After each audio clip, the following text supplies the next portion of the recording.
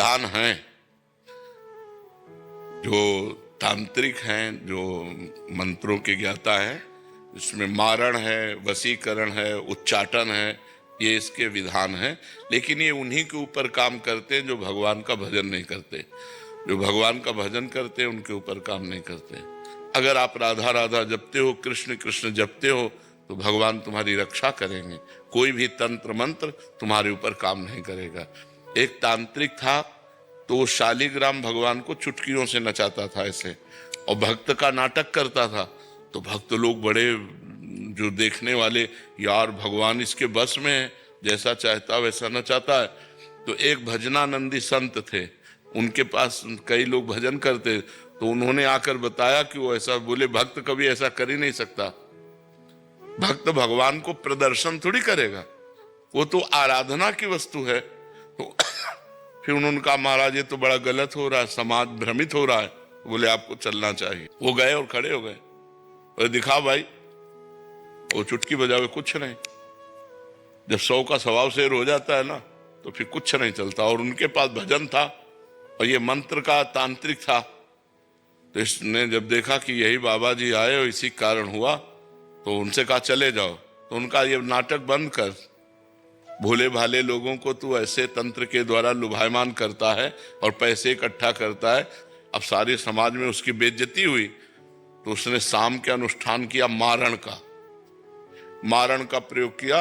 वो खप्पर में आग की तरह जलती हुई उन महात्मा की तरफ बढ़ी, लेकिन उनकी डेहरी की परिक्रमा करके बस खड़ी रही। कृत्या भी कहते हैं शास्त्रीय भाषा में, कृत्या, मारण, ऐसे नामों से उच्चारण किया जाता है। तो उन महात्मा ने कहा, मैं कोई दोषी हूं क्या?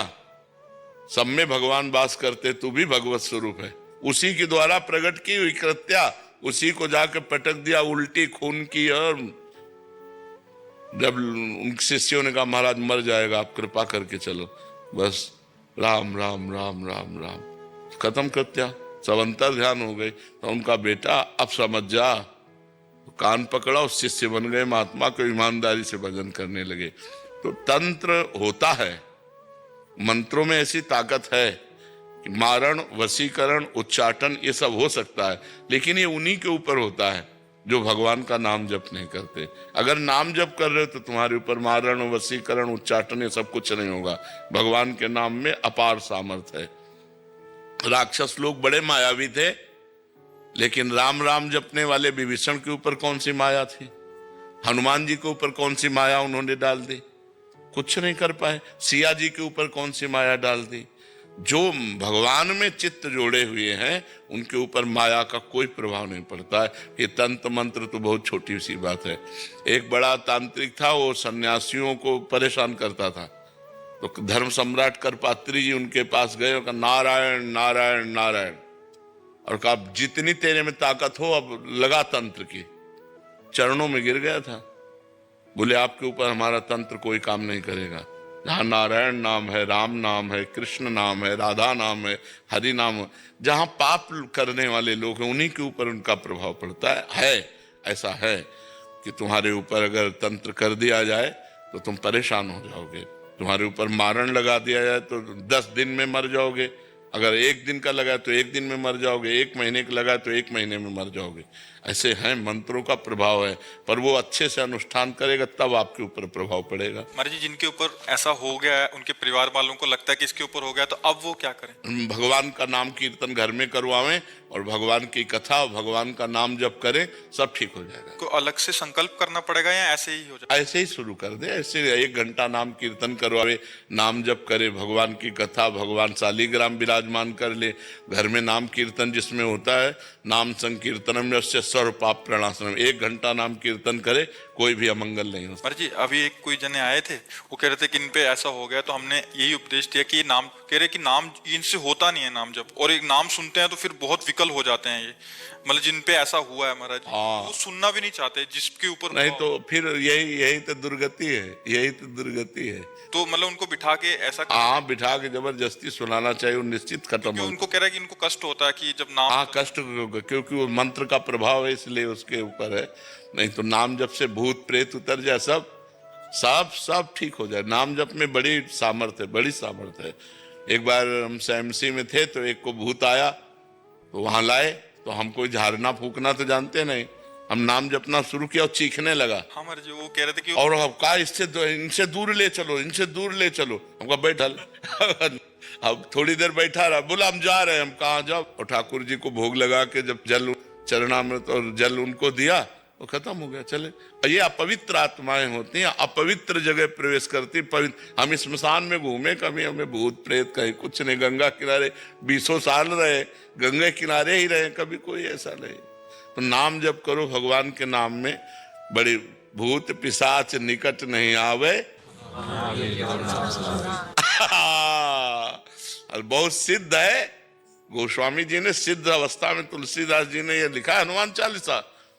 भूत पिशाच निकट नहीं आवे, महावीर जब नाम नासय रोग हरे सब पीरा, जप निरंतर हनुमत। हाँ, जपत निरंतर। हाँ, ये बात समझ लेंगे। महाराज जी, ज्योतिषी में विश्वास करना चाहिए कि? ज्योतिष शास्त्र है। परीक्षित जी जन्म लिए थे तो जन्म से लेकर मृत्यु तक का निकाल दिया था उन्होंने, कि इनको तक्षक सर्प काटेगा, पूरा मृत्यु तक निकाल दिया था। पर ज्योतिष शास्त्र का ज्ञान हो तो ज्योतिष शास्त्र सत्य है, क्योंकि ज्योतिष शास्त्र है, कोई उसमें ऐसा नहीं। पर ज्योतिष शास्त्र का सत्य ज्ञान होना चाहिए। मतलब किसी को गलत उपदेश दे करके और उसको भयावह परिस्थिति में करके अर्थ लेने की वासना ना हो। और ज्योतिष शास्त्र का ज्ञान हो तो सही सटीक जन्म से मरण तक का हिसाब बता देगा। जन्म से मरण तक? हाँ, जन्म तक जिससे मरण तक का हिसाब बता देगा। ज्योतिष शास्त्र सत्य है, इसमें कोई संशय नहीं है। पर ये सिद्ध होना चाहिए, मतलब उसको उसका परिपक्व ज्ञान होना चाहिए। ज्योतिष शास्त्र ऐसे ऐसे विचार करने वाले, जैसे तुम्हारी भैंस खो गई और वो आपका विचार किए तो आपको बता देंगे कि आपके गांव में दक्षिण कोने में 3 घर के बाद वो बंधी हुई है, चले जाओ, उठा खोल लाओ। ऐसा है ज्योतिष ज्ञान। सब मतलब ऐसा नहीं, भगवान ने सब शास्त्रों की रचना की, पर उसका सम्यक ज्ञान होना चाहिए। सम्यक ज्ञान होने से ही उसको जैसे हम किसी शास्त्र के अनुमानता, तुम्हारी जी सिद्धि, जैसे किसी के मन की बात पढ़ लेना, या हाँ, ये भी सिद्धियां हैं, ये भी सिद्धियां, ये स्वतः अंदर आ जाती। हाँ, अगर हम वो मंत्र सिद्ध किए हुए हैं तो आप जो ये, अच्छा आपका ये नाम है, आप अमुक जगह से आ रहे हैं, आप ये सोच कर आ रहे हैं, तो आपके होश उड़ जाएंगे। पर इन सब सिद्धियों को प्राप्त करने वाला भगवान को नहीं प्राप्त कर सकता। इसलिए कभी भगवान को प्राप्त करने वाले में आप कोई सिद्धि नहीं देखेंगे। ये सब शांत एकदम साधारण पुरुष, वो सब रिद्धि सिद्धि पेरे बहुआई, बुद्धि लोभ दिखावे भाई, वो बुद्धि जो परम सयानी, चिंतन चितई न अनहित जानी, वो अनहित कर देंगे, वो भगवत प्राप्ति नहीं होने देंगी। इसीलिए जो सिद्ध संत होते हैं वो भगवान के प्रेम में डूबते हैं, इन सिद्धियों के चक्कर में नहीं पड़ते हैं। ये सिद्धियां तो बहुत छोटे से थोड़े वजन में आ जाती हैं कि आप क्या सोच रहे हैं, आपका क्या नाम है, आप कहाँ से आए हैं, ये बहुत छोटी मोटी बातें हैं, ये कोई बड़ी बात नहीं है। इन सब बातों को तो बहुत क्रॉस करके तब आगे बढ़ा जाता है परमार्थ में।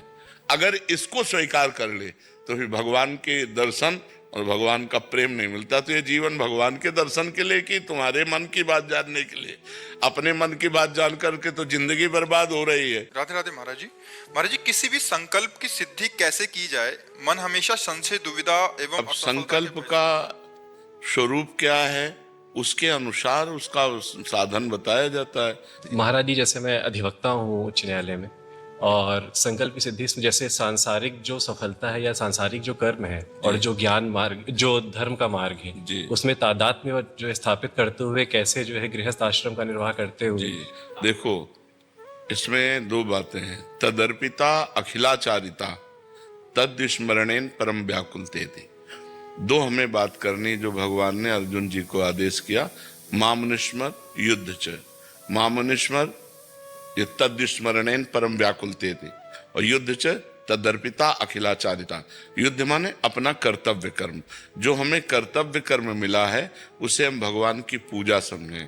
जैसे पूजा में अपवित्रता नहीं करते, पूजा में कोई मिलावट नहीं होनी चाहिए, पूजा में बड़ी एकाग्रता रखते हैं, पूजा में भगवान को सुख देने की भावना रखते हैं, तभी तो पूजा मानी जाती है। ऐसे ही हम जो कर्म कर रहे हैं, मान लो आप पढ़ा रहे हैं, या आप डॉक्टर हैं, या आप वकील हैं, या आप जज हैं, या जो भी आपको पूजा मिली, ईमानदारी से कीजिए। भगवान को प्रसन्न करने के लिए, दुख ना पहुंचने पावे किसी को। अब जैसे आपने घूस ले ली और आपने निर्दोष को फंसा दिया, अब ये आपका पाप बन गया, पूजा नहीं।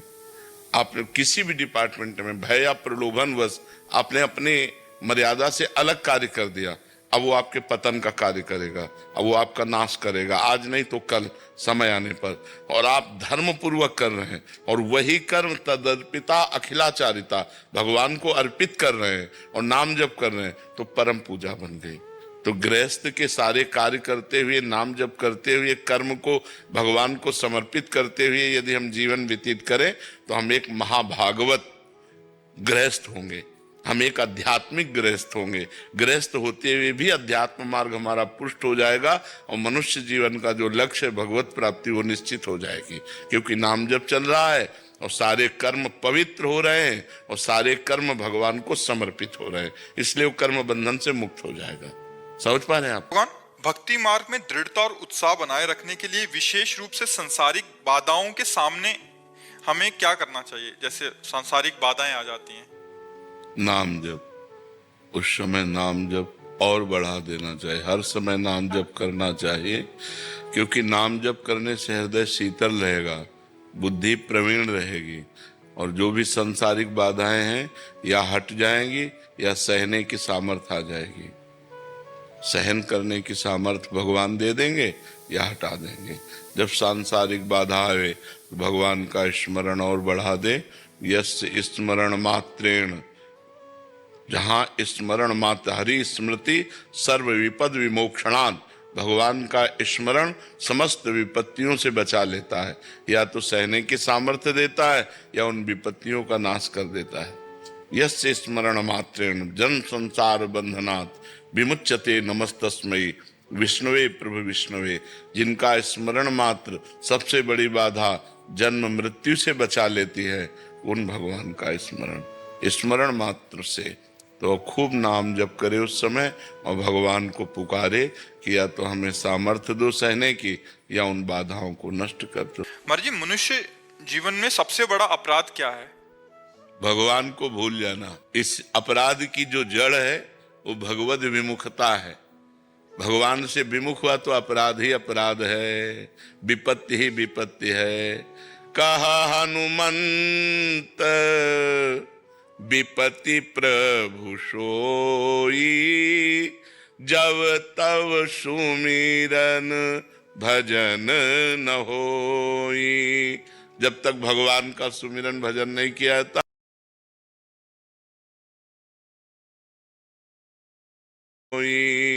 जब तक भगवान का सुमिरन भजन नहीं किया था, वही सबसे बड़ा अपराध है, वही सबसे बड़ी हानि है। हानि हरिवंश के नाम अंतर परे, लाभ हरिवंश उच्चरत वाणी। अगर नाम चल रहा है तो परम लाभ है, नाम छूट गया सब अपराध ही अपराध है। गलतियां जितनी होती हैं, पाप जितने होते हैं, उन सब का मूल है भगवान से विमुख होना। जो भगवान से विमुख है उन्हीं के द्वारा पाप होते हैं, जो भगवान के सन्मुख हैं वो निष्पाप हो जाते हैं। सन्मुख हो ही जीव मोहि जबहि, जन्म कोटि अघ नाशो तबहि। करोड़ों जन्मों के पाप नष्ट हो जाते हैं जब जीव भगवान के सन्मुख होता है। भगवान से जब विमुख होता है तो उससे पाप ही पाप, अपराध ही अपराध बनते रहते हैं। और सबसे बड़ी कमजोरी क्या है मनुष्य की? भगवान का बल हृदय में धारण न